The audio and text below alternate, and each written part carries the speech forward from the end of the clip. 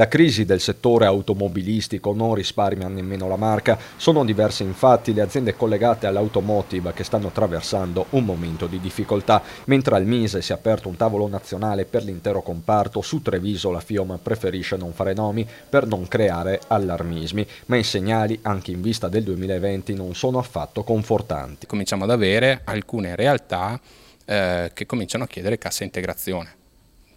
Allora, finché sono le aziendine artigiane, piccole e medie imprese è un conto, quando cominciano a chiedere strumenti di sostegno al reddito, aziende che fino a ieri stavano bene, qualche domanda ce la cominciamo a fare. Mentre il settore auto diventa un sorvegliato speciale, restano aperti altri fronti, su tutti quello della contrattazione aziendale che nel trevigiano riguarda 12.000 operai che contano su premi di risultato medi nel triennio di 1.500 euro lordi, 43 gli accordi sottoscritti finora dal 2016, diversi quelli in scadenza da De Longhi al gruppo Zoppas, passando per il più discusso quello alla Electrolux, fermo dal 2007, più volte nel mirino dei sindacati per i ritmi lavoro e la concorrenza dei robot. Ovvio che nel rapporto fra uomo e macchina noi dovremmo sempre ricordare che la macchina è una macchina e l'uomo è un uomo, e quindi garantirgli condizioni che gli permettano di fare il suo lavoro in tutela in termini di salute e appunto di sicurezza. E la nuova contrattazione aziendale, annuncia la FIOM, sarà sempre più green. Massima attenzione sarà posta agli ambienti di lavoro con illuminazione a LED, alle filiere a chilometri zero per le mense, alla riduzione della carta con l'introduzione della busta paga elettronica.